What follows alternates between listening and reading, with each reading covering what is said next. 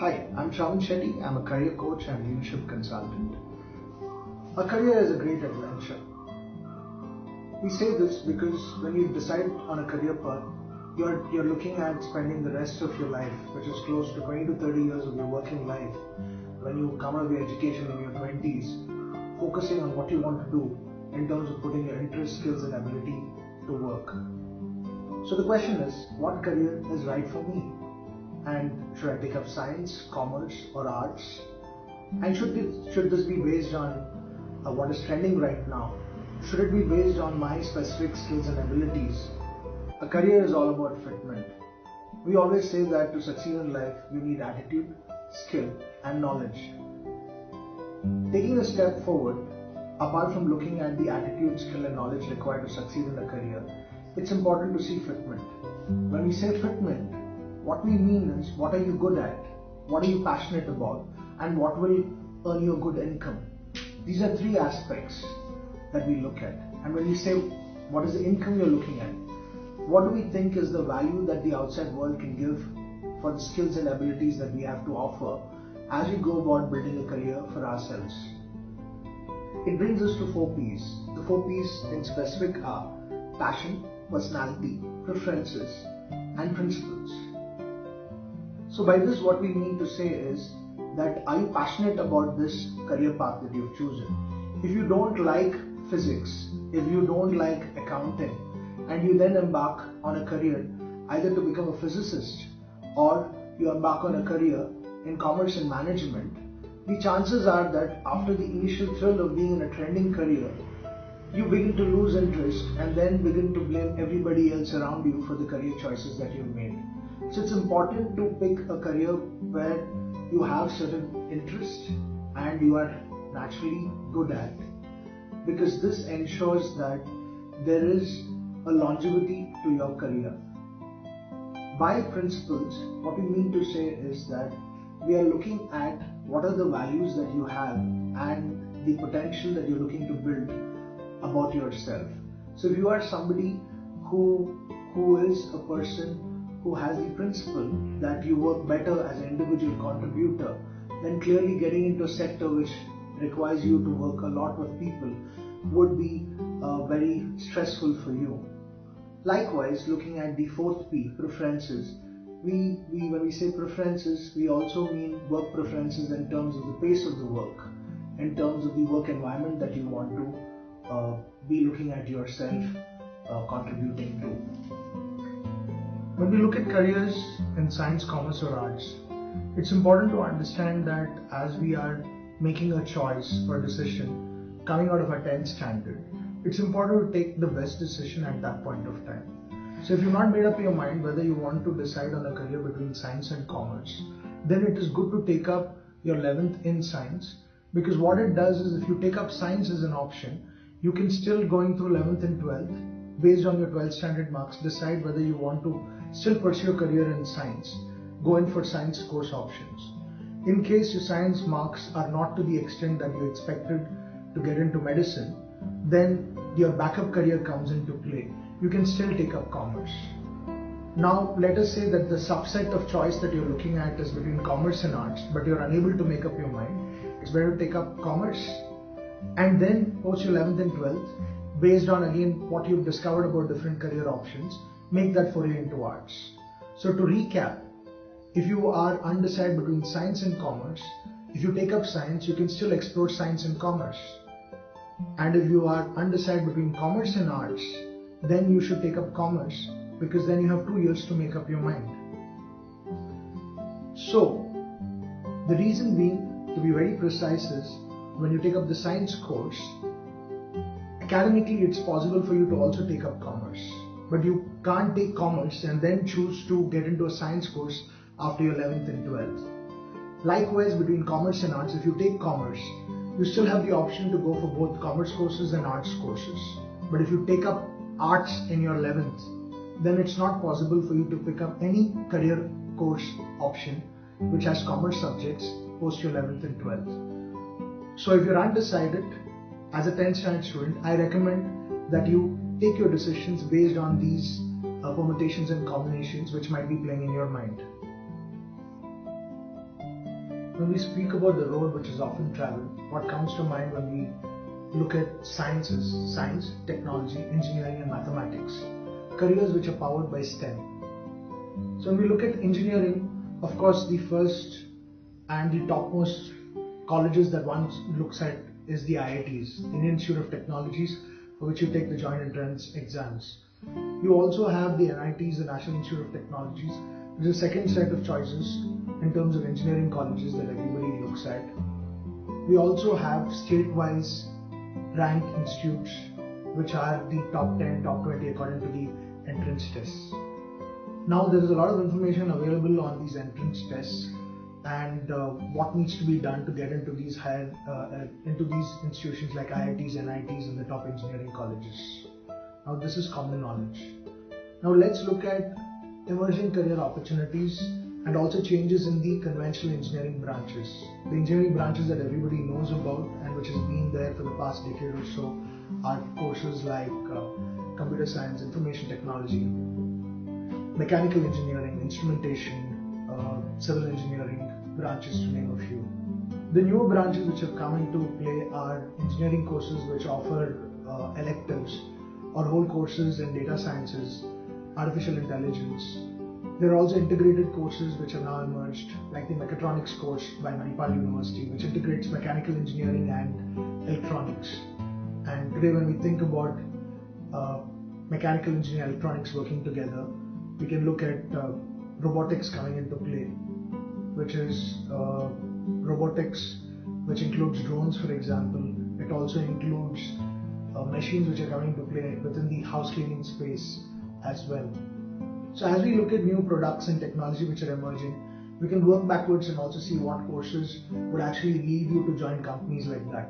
So another area just like mechatronics is medical electronics, where these are new courses where mechanical engineering students start working on healthcare devices to build it, so that their immersion when they come out of a 4-year engineering course which takes you through medical electronics is you start working with companies like Siemens, General Electric, for example, which build healthcare devices. So as we look at sciences, we also realize that most people take a call based on whether they've got a merit seat or payment seat and get into engineering colleges or engineering as a career option. But with the advent of automation, a lot of people are apprehensive about whether it is wise to invest into an engineering course alone. If you're not getting into the best of the engineering colleges, perhaps it's best to take a look at careers which are going to be there for a longer duration of time and less impacted by automation and other technology advancements. Which brings us to the healthcare sciences space. So as the new diseases have broken forth, as the world is now combating COVID-19, there is a renewed interest in genetics. There's a renewed interest in healthcare areas. For example, pure sciences research in microbiology, virology, which is study of viruses and study of bacteria, to see how they can be nullified and how human beings on the whole can be protected from diseases moving forward. So we also can see that there is a lot of importance given to pure sciences, pure biological sciences as well. Plus, if you are somebody who is interested in looking at NASA or looking at different areas of advancement in research areas in science and engineering, more than engineering, it would make sense for you to look at the entrance exams and get into Indian Institute of Science and other institutes like National Institute of Advanced Sciences. There are a lot of institutes today offering courses in the area of pure sciences as well, like physics, chemistry and maths, and these combinations can help you. Let's say you get into the Indian Institute of Sciences and finish your course there, to do your masters and do your PhD either at the same institute or globally across institutes which are known for research and advancement.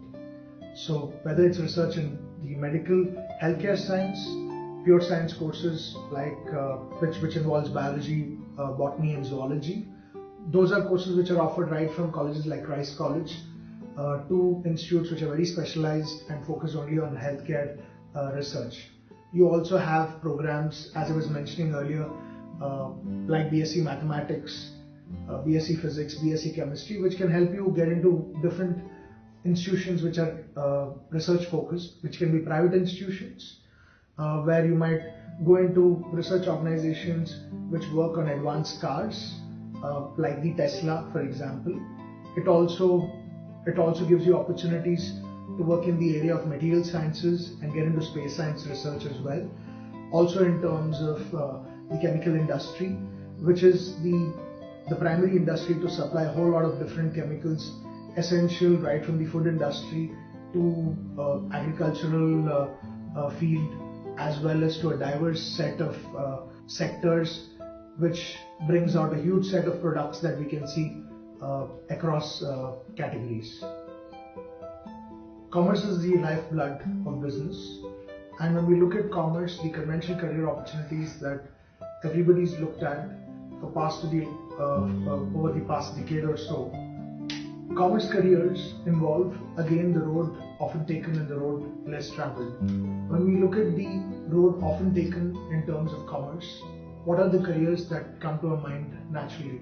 Careers in banking, careers which involves taxation and auditing, which means the CA course, taking up the company secretary course and becoming a company secretary, becoming a cost accountant by taking the ICWA route. 5, the often taken route in management is to take up the MBA program after doing a bachelor's in business management. Now the often combination taken for the CA, ICWA and the CS course is to go in for a BCom degree and also parallelly start preparing for your exams, specifically for the CA, ICWA and the company secretary course. So now let's also look at emerging accountancy related courses, right? So apart from the CA course, which we all know about, let's also understand that there are other opportunities like the Certified Internal Auditor course, which is internationally recognized. You also have the ACCA course, which is a UK accredited course. You have another course, which is the CPA course, the Certified Public Accounting course, which comes to you from the USA.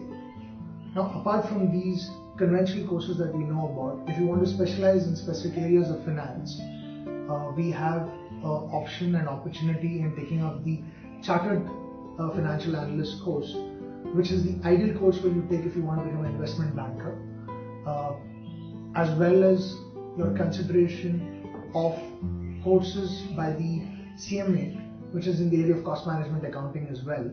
So what we can see is that there is an emergence of newer courses like actuarial sciences, which basically goes into designing of the insurance policies, which is an emerging career option, especially if you're strong in maths and statistics.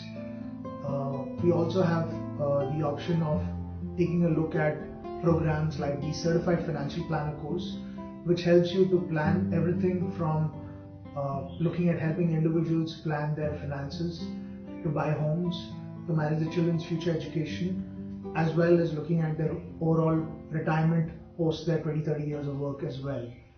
So what I've done over the past 10 minutes or so is to actually just set the ground and give you an overall awareness of what could be the different career pathways for you if you take up science and commerce.